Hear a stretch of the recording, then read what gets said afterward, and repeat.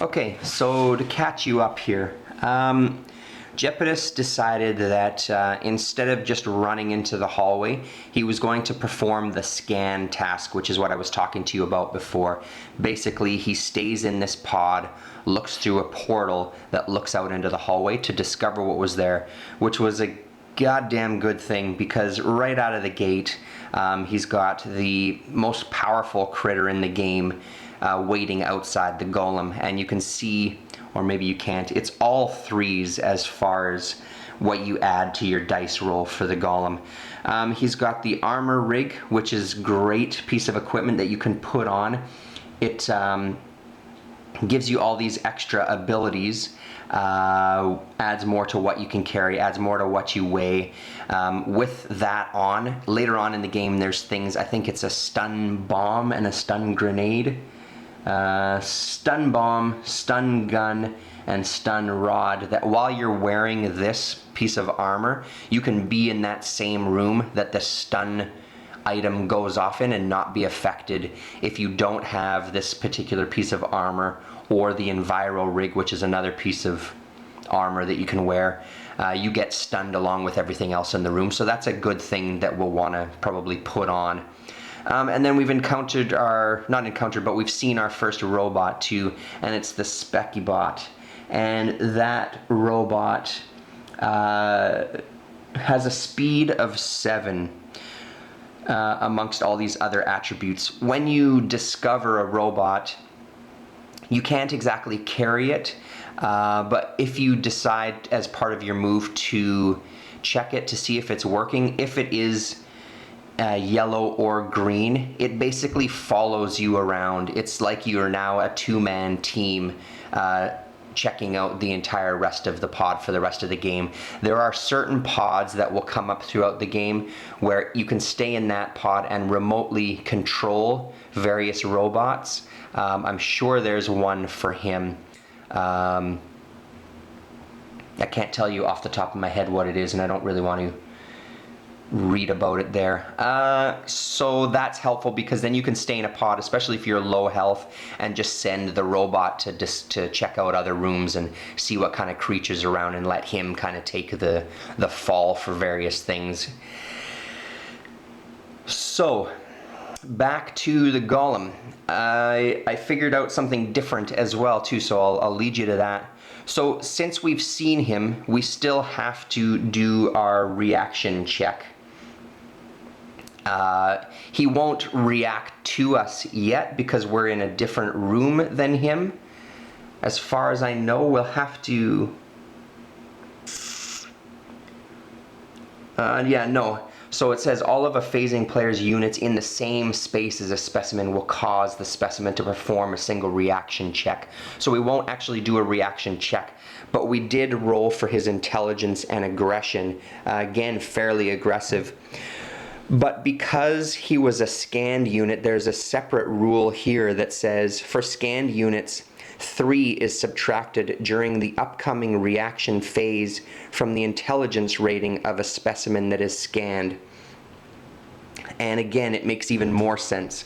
I ended up rolling a 5, which was plus 3, made it an 8, which gives him a rating of 6. So actually this is wrong. Let me redo this here. So 6.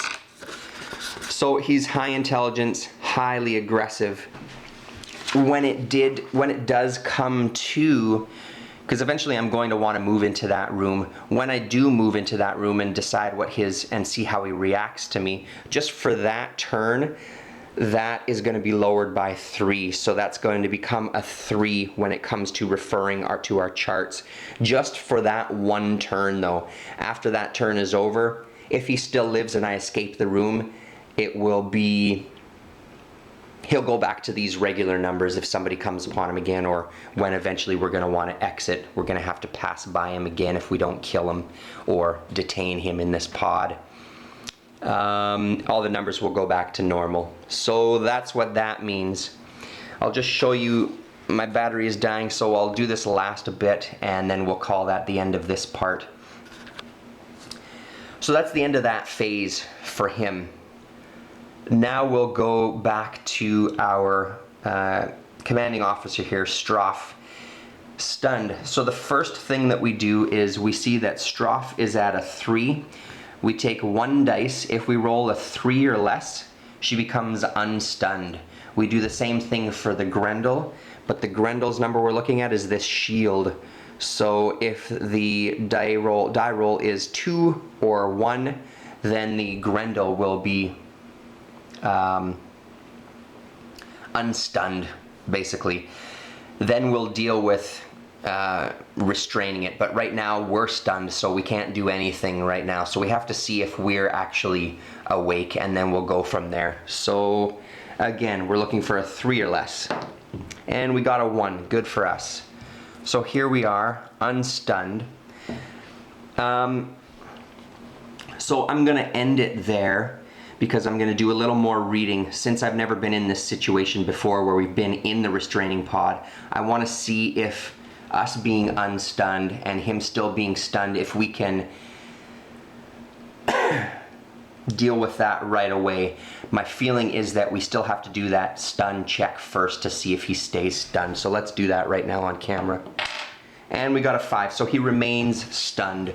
So we'll see what that means. I have a feeling we just leave him there and we'll collect some victory points, but I will recharge the battery, read about it, and I'll talk to you in a bit. So just before we end this section of the video, the reading that I did was that since we share the same pod space, the restraint pod space, so Stroff is in the same restraint pod number 3 as the stunned Grendel. That means that the Grendel is now basically removed from the game, and victory points are collected for a restrained critter, which is great. So I rolled the dice and I ended up getting 4 points for that particular critter. While I was reading, I found an interesting thing about combat, which is a brand new bit of information to me. Again, due to the overwhelming nature of this game to some degree of some of the rules.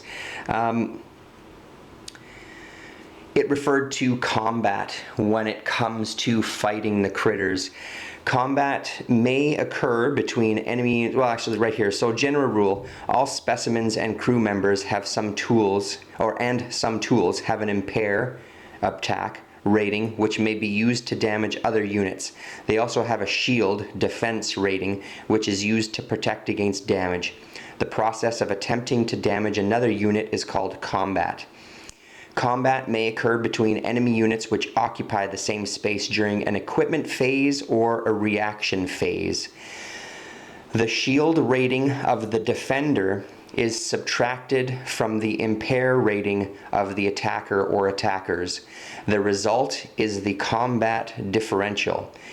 That combat differential is actually what you use on this impair rating here.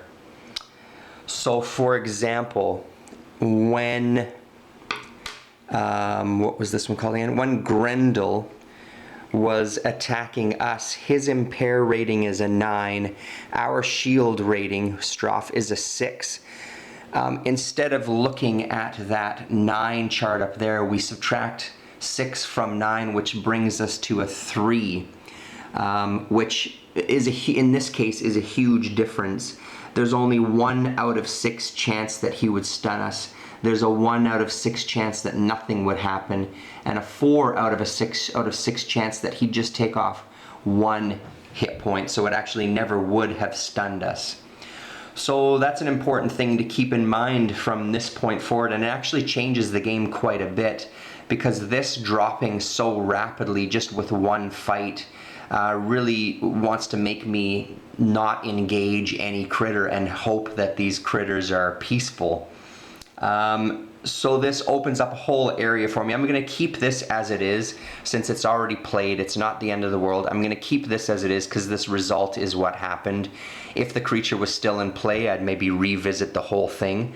but since the whole activity is finished, we'll do that. And then the same goes in reverse. So then when I attack him, my impair rating, or his shield rating, would subtract from my impair rating, excuse me, which in this example right here, 6 minus 2, pardon me, is a 4, which brings us to this chart over here, which just gives us 1 extra, so a 2 out of 6 chance that we'll stun the critter.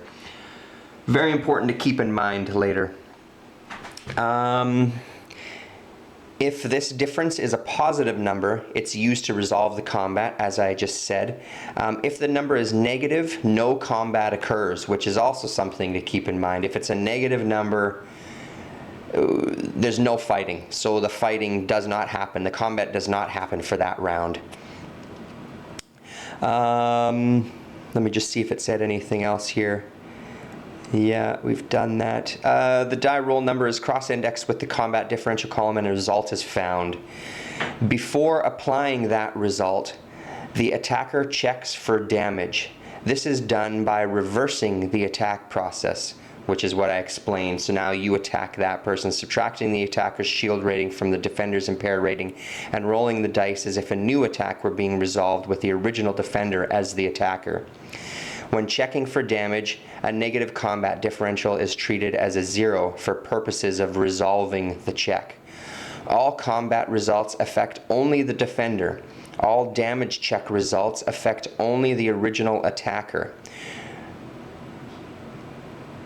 Results are applied immediately and simultaneously before resolving any other combat. So basically what I had explained. The critter attacks me, I attack the critter. We apply those differences to here. The fight would continue if both of us were still standing. If one of us was stunned or killed, the combat for that phase would be complete.